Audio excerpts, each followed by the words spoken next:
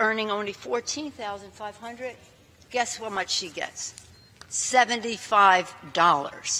$75. Today we gather on this floor in the midst of a holy season. In this season we celebrate the miraculous blessings of God.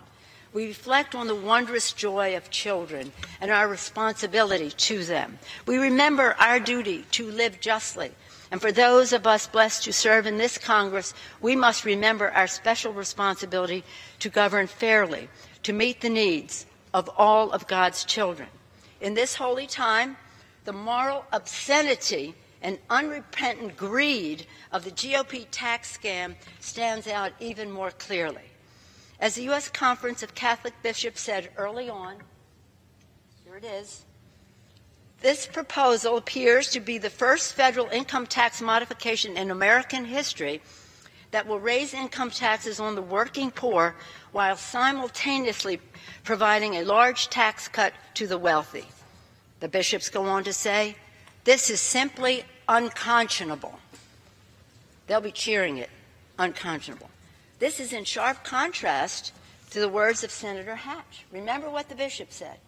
This is unconscionable. Now here, get back to the Republicans. This is in sharp contrast to the words of Senator Hatch.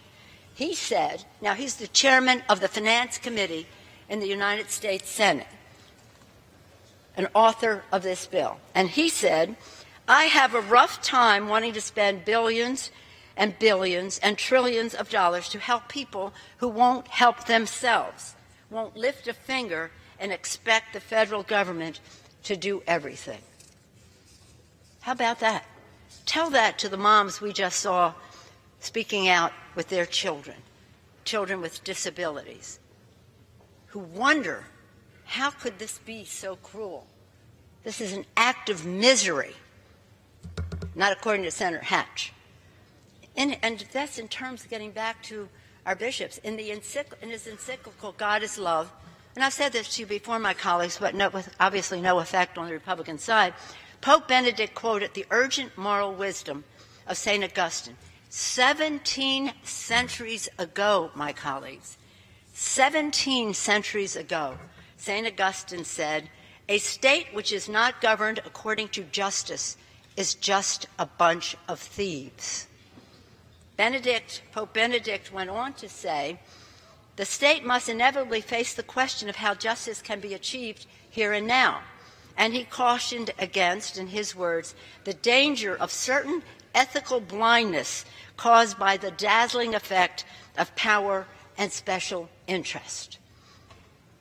My colleagues, is there justice in a bill that rewards corporations shipping jobs overseas, jobs of hardworking men and American women and veterans shipping those jobs overseas? Is there justice in that? No, I don't think so. Is there justice in a bill that spikes health care premiums and may add 13 million Americans to the ranks of the uninsured? No justice there. Is there justice in a bill that raises taxes on 86 million middle-class families? Here we are. Raises taxes on 86 million middle-class families, and they try to present the delusion that it's a middle-class tax cut. Is there justice in a bill that hands a breathtaking 83% of its benefits to the wealthiest 1% of Americans?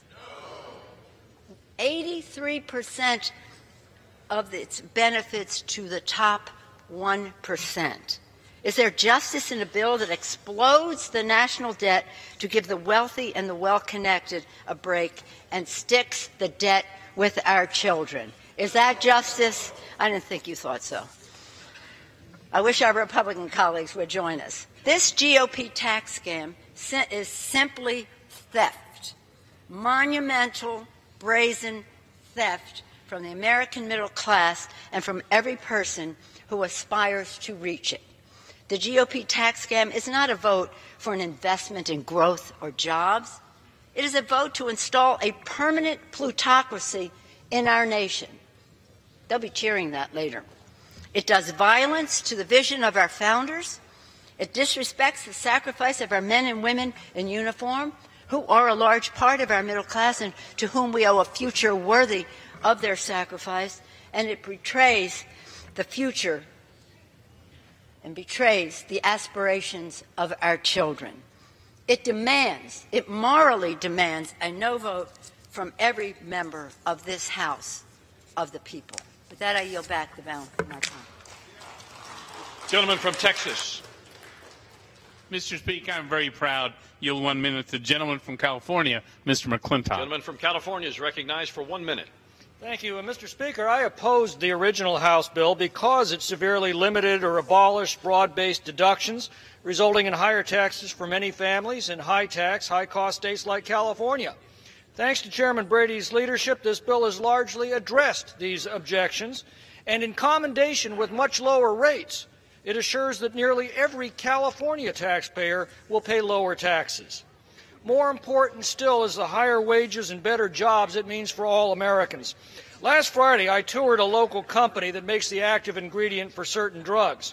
Yet the actual medicine is not produced here. It's produced in Ireland because the chair has detected a disturbance in the gallery in contravention of the law and against the rules of the House. The Sergeant-at-Arms will identify the person or persons responsible and have them escorted from the House chamber.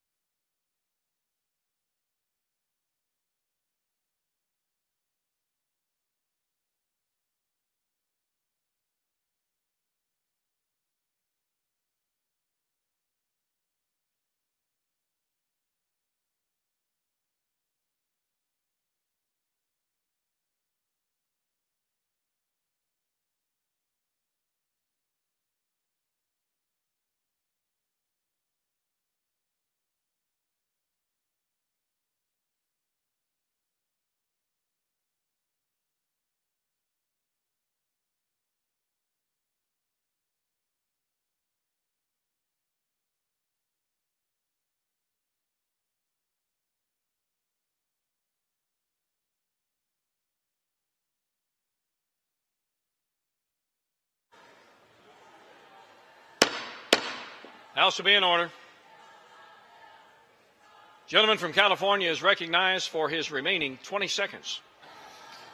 Mr. Speaker, I was saying that the actual medicine, the ingredients produced here, but the actual medicine is produced in Ireland solely because of our uncompetitive corporate tax. Because of this tax reform, the company plans to grow dramatically here at home, employing hundreds of new workers. That's what the Democrats mean by tax breaks for the wealthy. The proof of these policies will come over the next year, and every American will be able to decide for themselves if they're better off because of it. I'm now highly confident their answer is going to be a resounding yes. Gentleman from Massachusetts. Mr. Speaker, I'd like to inquire as to how much time is remaining. Gentleman from Massachusetts has 4 3/4 minutes remaining. I reserve the balance of my time. Gentleman's time is reserved. Gentleman from Texas.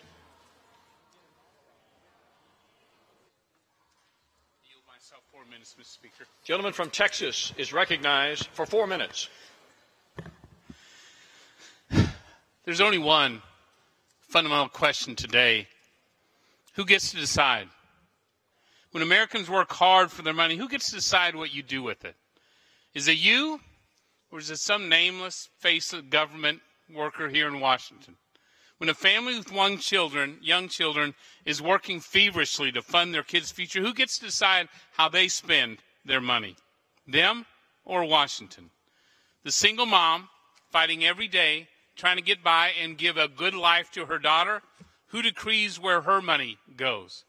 When a Main Street business owner, when they work late into the night and through the weekend, risking every penny they own to reach their dream, who gets that meager profit each day?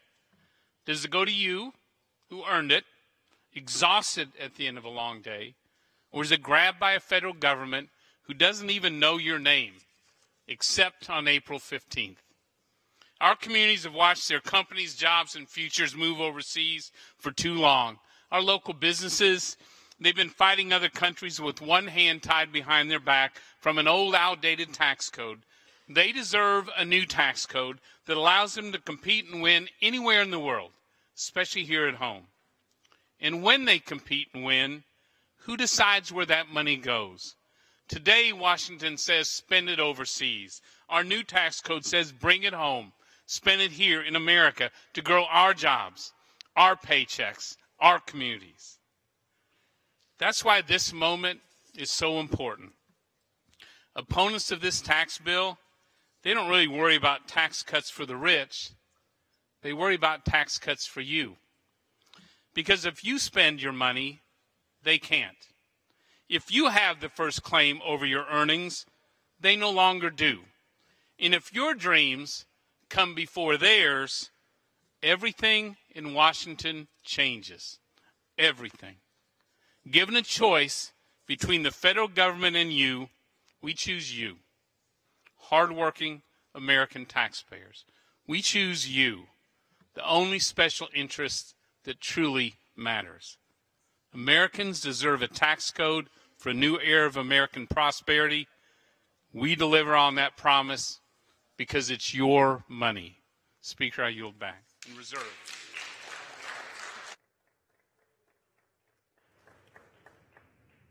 Reminded to address their remarks to the chair, and usage is recognized. Thank you, Mr. Speaker. I yield myself the balance of our time. Gentleman is recognized.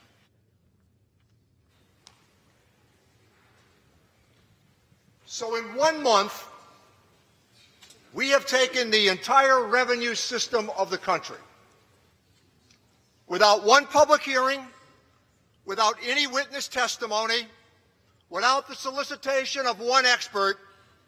We, meaning the Republican majority, they've decided to go forward with this reckless plan.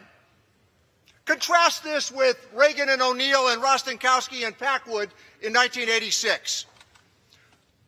When Gephardt and Bradley first offered their bill in 1982 on tax reform, 4 years ensued before the measure came to the floor for passage, and in that time, 450 witnesses offered testimony.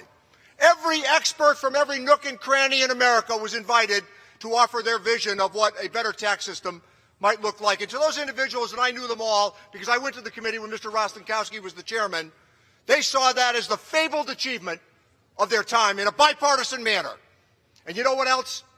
Secretary Reagan and Chief of Staff Jim Baker sat through the markups on that tax reform measure. Now, Secretary Mnuchin instead has said, nobody at the top will get a tax cut. And then they cut the rate from 39.6 at the top to 37. Well, nobody at the top will get a tax cut. We're going to double the exemption on the estate tax so that you might now keep $22 million rather than $11 million without any formalization of taxation. And my friend, Mr. Brady, and he is my friend, he spoke before about the people's money.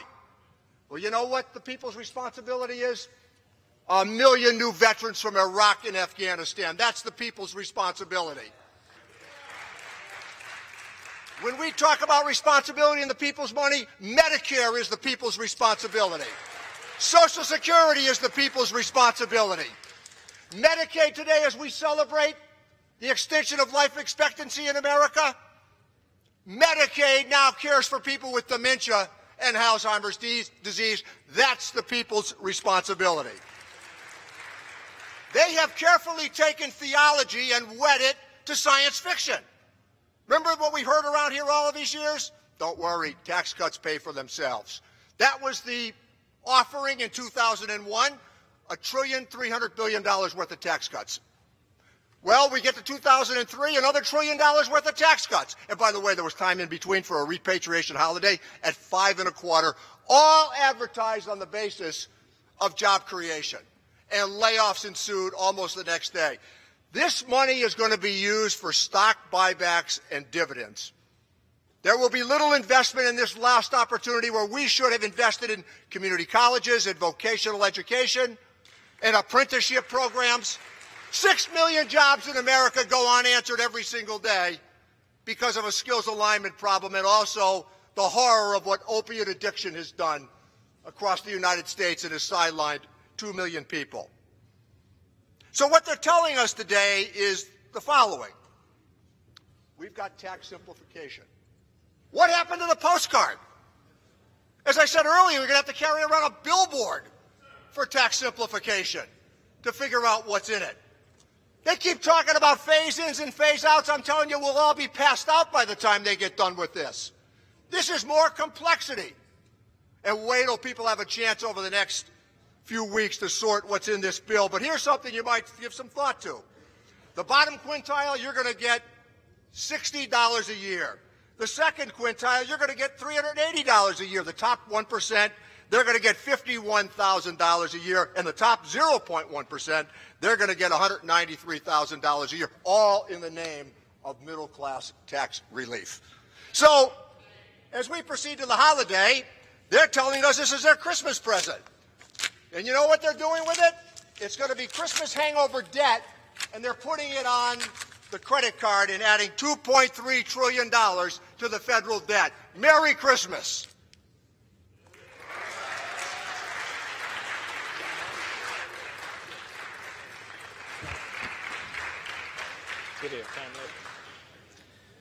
Gentleman from Texas. Mr. Speaker, I'm proud to yield 1 minute to a gentleman who has devoted his life to this moment in tax reform. Our Speaker of the House, gentleman from Wisconsin, Mr. Ryan. Gentleman from Wisconsin. The Speaker.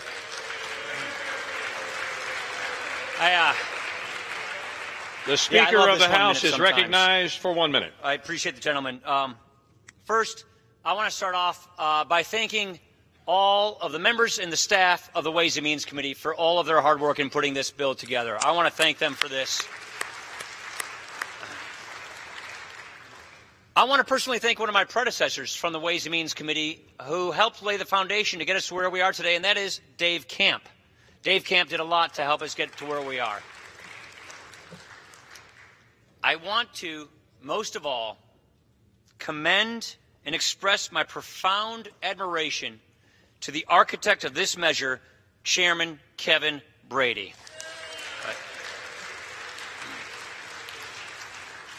His endless patience and his persistence and his great demeanor have seen this through and gotten us to where we are today. My colleagues, this is a day I've been looking forward to for a long time. We are about to achieve some really big things. Things that the cynics have scoffed at for years, decades even. Ideas that have been worked on for so long to help hardworking Americans who have been left behind for too long. Today, we are giving the people of this country their money back. This is their money after all. Mr. Chairman, or Speaker of the House is not in order. The chair notes a contravention of the law and against the rules of the House. The Sergeant at Arms will identify the person or persons responsible and have them escorted from the House chamber before proceedings will resume.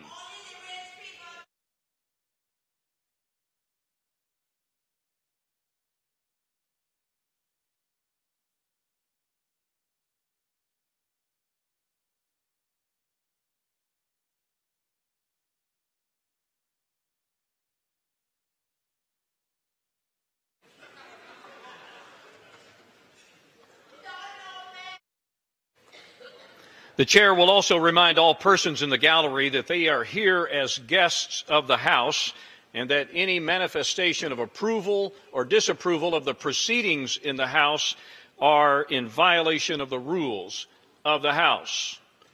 The chair recognizes the gentleman from Wisconsin, the Speaker of the House. I'd simply like to remind my colleagues in the Speaker that my minute can last for as long as I want it to last. I'm just saying. As I was saying, Mr. Speaker, today we are giving the people their money back. The bottom line here is the typical family making the median income in America will get a $2,059 tax cut next year alone. What this is real relief for families who are living out their paycheck to paycheck, struggling to make ends meet. You know, they hear about the economy getting better. They turn on the TV and they see the stock market going up.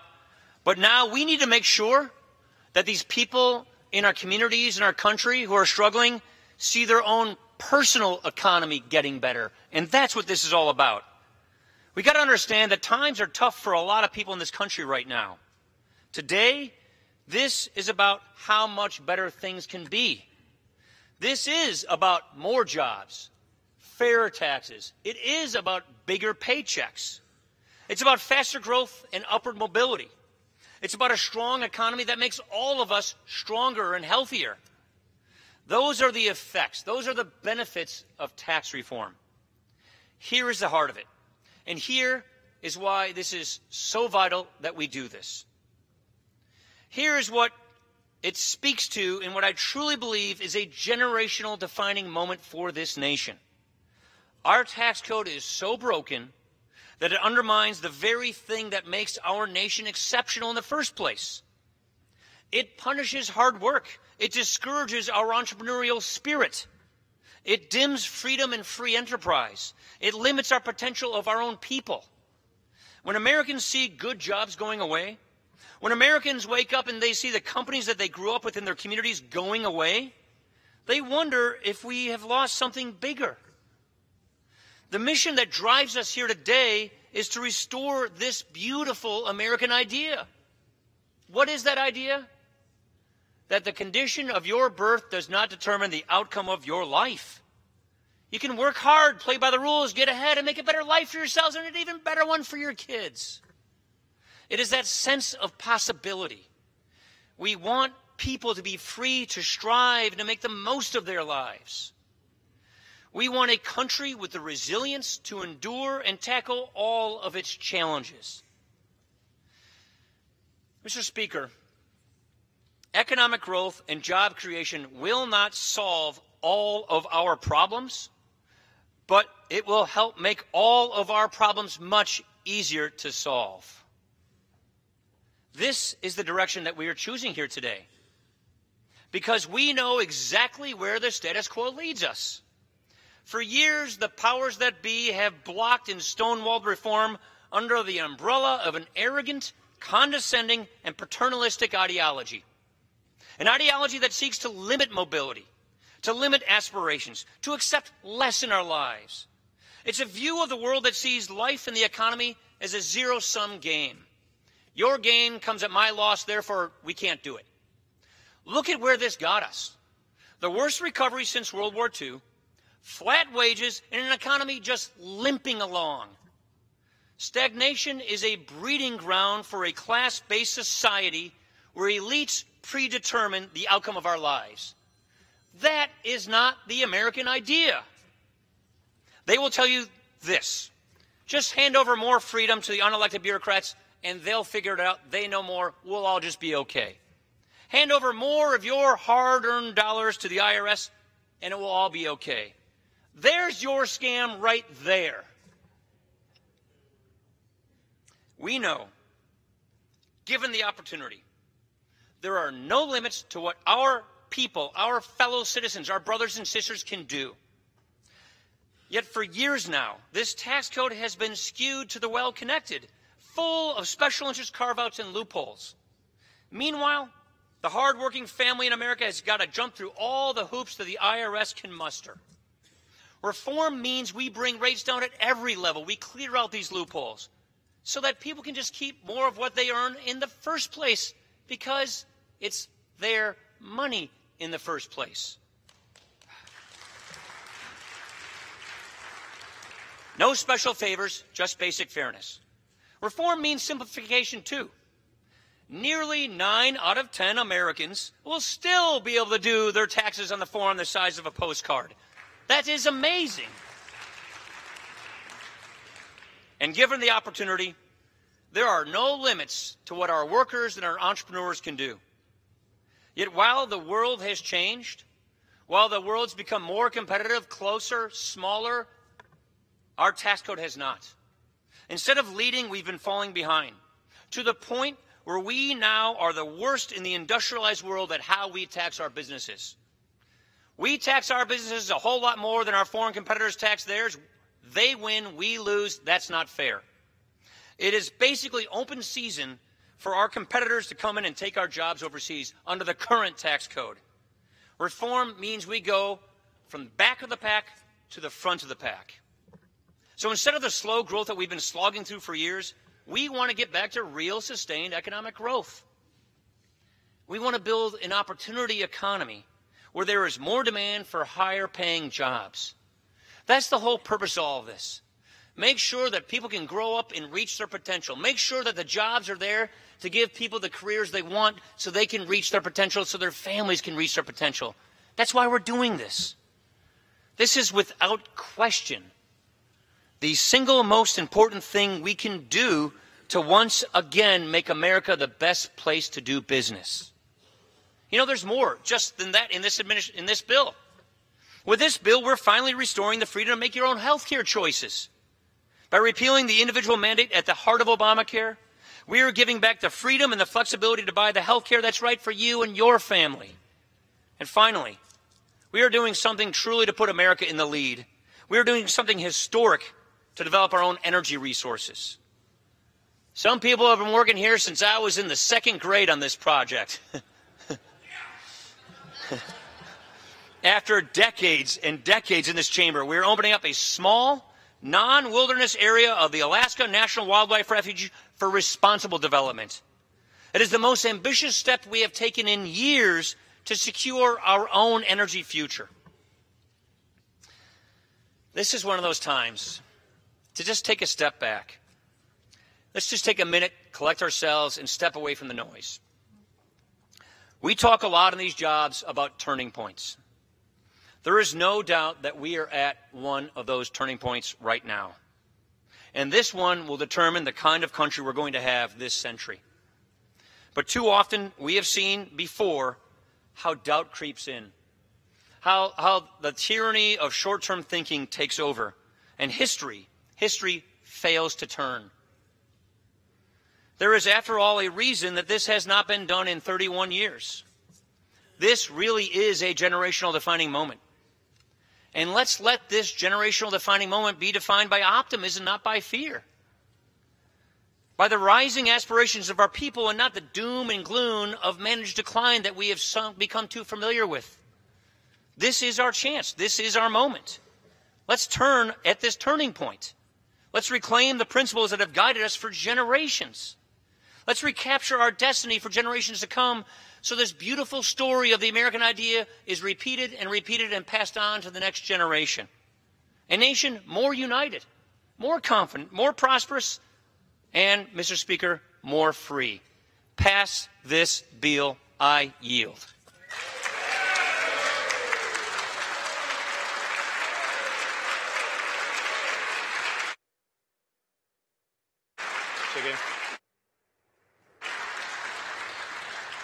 Gentleman from Texas with 2 minutes to close. Mr. Speaker, let's pass this bill. I yield back all remaining time. All time for debate has expired. Pursuant to House Resolution 667, the previous question is ordered. For what does the gentleman from Massachusetts seek recognition? I ask for the yeas and nays. Gentlemen have a motion. I do. I have a motion to recommit at the desk. Is the gentleman opposed to the conference report? I certainly am. Gentleman qualifies. The clerk will report the motion. Mr. Dale, Massachusetts moves to recommit the conference report on the bill H.R. 1 to the Committee of Conference with instructions to the managers on the part of the House to disagree to Section 1.1. Mr. Speaker, I ask unanimous consent to dispense with the reading. Without objection, the previous question is ordered on the motion to recommit. The motion is not debatable. The question is on the motion. All those in favor say aye. Those opposed, no. No. The noes have it. The motion is not agreed to. Gentlemen from I ask for the Massachusetts. yeas and nays. Nays are requested. Those favoring a vote by the yeas and nays will rise. Sufficient number having risen, the yeas and nays are ordered. Members will record their votes by electronic device. Pursuant to Clause 8 and Clause 9 of Rule 20, this 15-minute vote on the motion to recommit will be followed by 5-minute votes on adoption of the conference report, if ordered, and suspending the rules and passing H.R. 4323. This is a 15-minute vote.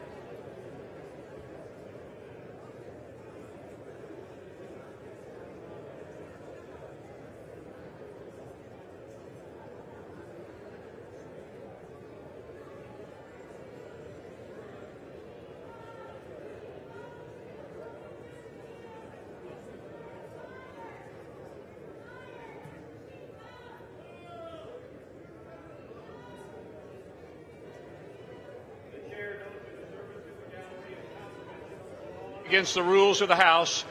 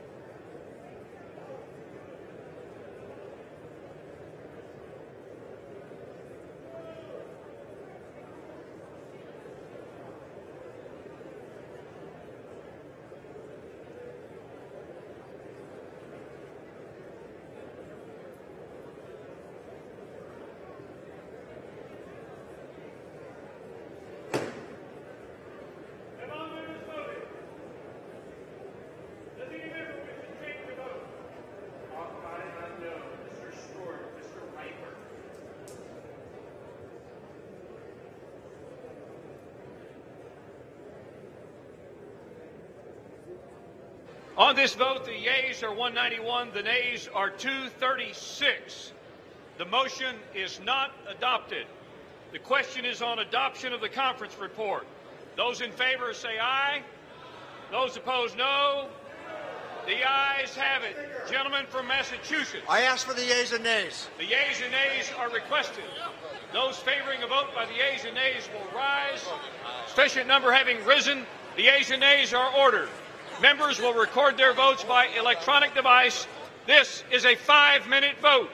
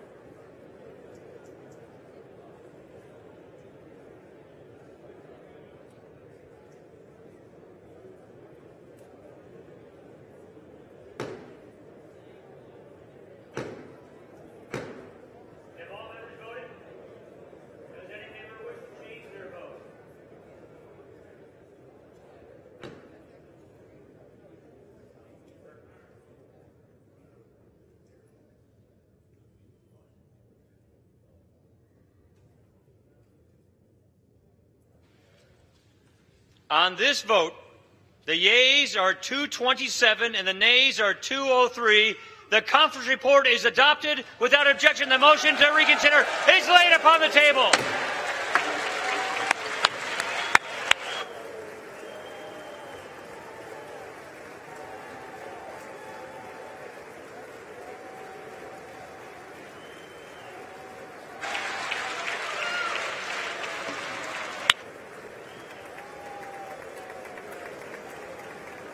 Finished business is on the vote of the gentleman from Florida, Mr. Dunn, to suspend the rules and pass H.R. 4323 as amended, on which the ayes and nays are ordered. The clerk will report the title of the bill. H.R. 4323, a bill to promote veteran involvement in STEM education, computer science, and scientific research, and for other purposes. The question is, will the House suspend the rules and pass the bill as amended? Members will record their votes by electronic device. This is a 5-minute vote.